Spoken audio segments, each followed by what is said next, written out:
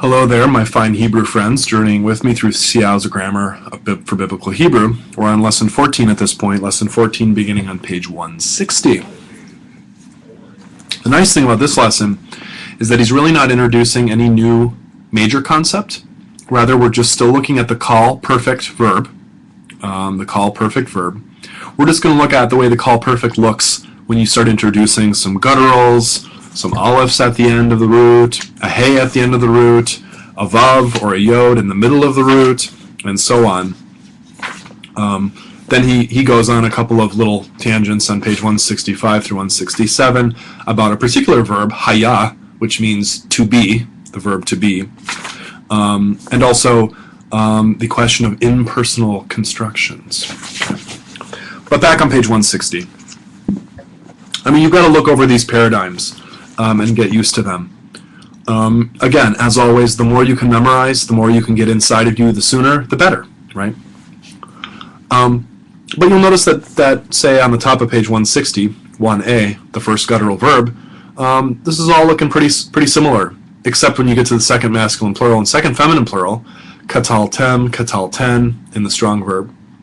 When you have first guttural, you can't just put that shava under the guttural, so it's going to be amadtem, amadten. Big deal, right? If you have a guttural in the second place, like the verb bachar, 1b in the middle of page 160, whereas you had katala and katalu in the strong for the third feminine singular and the third common plural, those are the two that have a shiva under the second letter. Now it's going to be bachara and bacharu, okay, with the compound. No big deal. Third aleph looks a little odd. Top of page 161, you get some forms that are interesting where there's kind of nothing going on underneath the aleph, like the second masculine singular. Matzatha, second feminine singular is what I was just looking at. Matzaath. It's kind of funny, right? It's like, what's the aleph in the top just doing there, hanging off the end with no vowels? Oh, it's just the way it is. Okay. And the aleph, by the way, when it closes a syllable, is quiescent, meaning it's quiet. It's just kind of there. So you can look down these paradigms on page 161 and see how it works. For a verb like matzah, matzah, matzah, matzatha, see the accent there, matzaath, matzathi, matz'u, metzatem, metzaten, matzanu. Okay. Third hey verbs, the hey is going to go away. Gala, galata. So there, we've already lost the hey. Okay. Basically, the hey goes away in everything but the third masculine singular. So the third masculine singular is your only chance to really see the hey in third hey verbs in the perfect. Gala, galata, galita, galitha, galith, galithi, galu, galitem, galiten, or galitem, galiten, galinu. Okay. And you get the yod in there. Why the yod? Where did that yod come from? Remember, back in some way distant period of the history of the grammar, as the language developed, third hey verbs were actually third y verbs initially. So a verb like gala, if you went back in the language long enough, it would have been like galayu or something like that. And so when you add, when the verb plays itself out, this is going to come back. Okay? Page 162, here's another verb, just gives you another example, haya. Here you get a verb that's doubly problematic since you have a yod in the middle too. You can see how that looks. Haya, hayata, hayitha, hayith, hayithi, hayu, hayithem, hayithem, hayithen, hayinu. Notice the endings, though, to the perfect are still the same as they've always been, okay? I know that there are some differences here, but focus on what's important here, okay? What about verbs that have a vav in the middle or a yod as part of the root, like kum, or sum, or seem, or bo? Page 163. Well, he gives a chart. basically that weak middle radical goes away. So you get kam, comma, kamta, kamta, kamt. That last shava there is not vocal. Kamti, kamu, kamtem, kamten, and kamnu. Ba is a kind of a funny one. Ba, ba'a. If you say, for the third feminine singular, ba'a, it's really important that you pronounce it like that, because if you say ba'a, now that just became the feminine participle, actually, which is weird. Batha, bath, bathi, ba'u, bathem, bathen, banu. Okay. And bo is especially funny because it's not only a middle weak with a vav there, but you also have a third aleph. So these letters which change and so on can be compounded depending on what the word is. Notice still, all of the endings, ta, t, ti, u, tem, ten, nu, are still the same. And that is nice. He gives you some more on page 164. Okay. Is there some weird looking stuff here? Yeah, in that chart, page 164b. But notice the endings. A, ta, t, ti, tu, tem, ten, nu. Okay, so that's nice. Sometimes verbs are what we might call transitive. They take, they cause action, and sometimes they're stative, just stating what something is like. So on page 165, for example, or verbs could be, I should have used the terms active and stative. Okay. So page 165, Jeremiah 42:11, page 165. Mipnei melech Bavel asher atem yereim. Yereim from yare, meaning fear, fearers, masculine plural participle there. From the presence of the king of Babel, who you fear. The king of Babylon, whose presence you fear.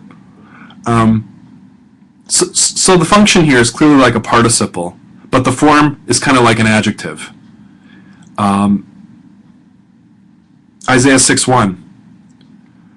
Veshulav meleim et hahekal.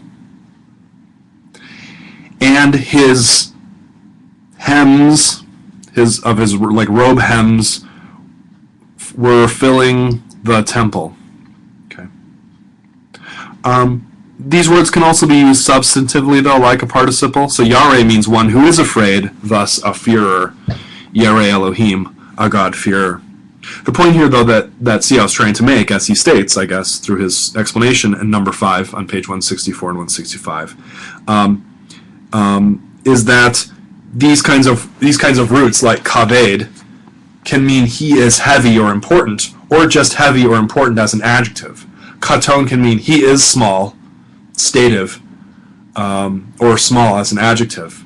You can't rely on the form of the verb, though, to tell if it's stative or not. And there apparently was some blurring historically. So a root like shakan, for example, in the call perfect, could be shakain or shakan. But the former might have meant he is situated, he is sitting, stative, whereas the latter meant he dwelled in a particular place, active. Do you see that difference between stative and active? Now, though, grammatically, I mean, in the form, kabed, you just get one word. Okay. So we'll see these things cropping up. 165, haya. Haya is a verb that occurs a lot. There's no present tense verb to be in Hebrew. We know that we want to say the man is a king, ish melech, or ish ha-melech, or ha-ish melech, the man is king. You just juxtapose some nouns together. However, if you use haya, you can sometimes get sentences that are helpful with the verb. So page 165, 6a, Deuteronomy 6:21, avadim hayinu. Avadim hayinu. The root there of avadim is eved, slave. Slaves, we were. Okay, we were slaves. So that's one way that you can express the past tense in Hebrew, is just a juxtaposition or the use of the verb haya in the perfect. Or Job 1:1 down below, 6b on page 165. Ish haya be'eretz Uz. A man, haya, he was, in a land, or in the land of Uz. Okay. A man, notice haya there, ish haya. Haya is in the third masculine singular, so it goes with man. He was a man in the land of Uz. There was a man, okay, in the land of Uz. Notice that in Deuteronomy 6:21, avadim is in the plural, and if you want to say we were slaves, hayita, or hayinu, excuse me, is going to be in the first common plural, right? Page 166, Nehemiah 13:26 at the top of the page. Lo haya melech kamohu. Kamohu is the preposition ke with a suffix, third masculine singular, remember those? Lo haya, there was not a king like him. There was no king like him. 1 Samuel 9:2, below it. Velo haya ben. Velo haya ven.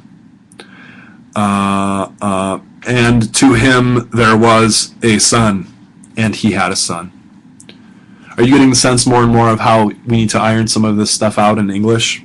And to him there was, it was a son, okay, and he had a son. Haya can also be translated as to come or come to pass or become or to happen or something like that. You kind of just have to be intuitive about it. So on page 166d, he gives some examples. Genesis 15:1, Haya devar Adonai el Avram.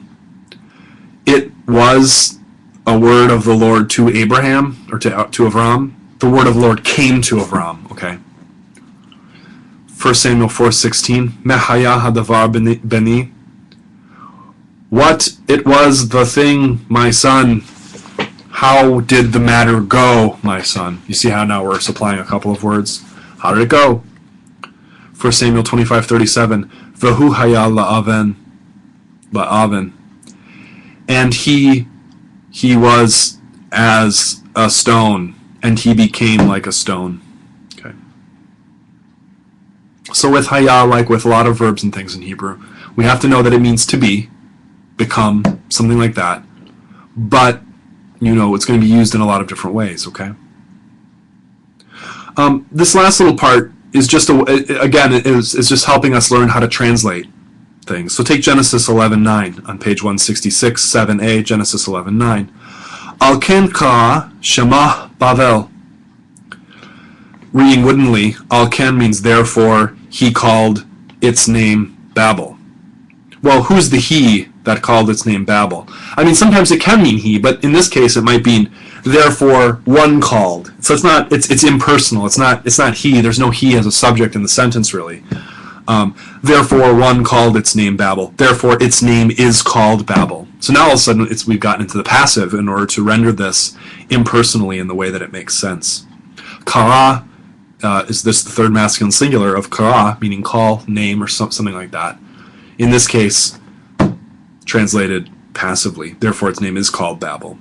So you got to think how to do this. When you're translating, though, beginning and just thinking about this, you're not doing a bad thing by translating this. Al ken, therefore, kara, he called, shema, shem plus the third feminine singular suffix there, because the subject here, or the referent here is the city Babel, which is feminine. Therefore, he called its name Babel. Or take this example down below, B, Genesis 49:31. Shama kavaru et Avraham ve'et Sarah ishto. There they buried, kavaru, notice kavaru there is third common plural, call perfect of kavar or bury. There they buried at Avraham, direct object marker, Abraham, the eighth, direct object marker, Sarah, his wife. Who's the they that buried? Well, it's not really stated in the verse. It's more like you would translate it, there Abraham and Sarah, his wife, were buried. Do you see how the passive there kind of comes then to render the call perfect? Page 167, he gives some more examples of this, and I want you to read those. I'll read one of them, 1 Samuel 16:23, the first one, page 167c. Veravach LeShaul v'tov lo. And he was spacious to Saul and good to him. Okay, that would just be a literal rendering. I mean, Saul was relieved and he felt good. Now there's an example of a translation which seems far removed from what the actual words are, but sometimes we have to do that in order to get something to make sense in English. Okay. Vocabulary on pages 167 through 168. Nothing too crazy there. It's going to give you a lot of verbs, and notice a lot of the verbs he gives you are these verbs that are problematic in terms of how they're written and so on. Bosh, middle weak. Bachar, middle guttural. Gur, middle vav. Haya, it's a first hay, a middle weak, and a third hay. Chaya, live. Notice the difference there between a chet and a hay. Muth, die. Malay, be full, stative verb. Nasa, lift up, raise. First nun verbs are always a little weird, and then you've got an aleph at the end. And then he gives you some other ones. Okay. Some little words, conjunctions, and adverbs. Get those flashcards going.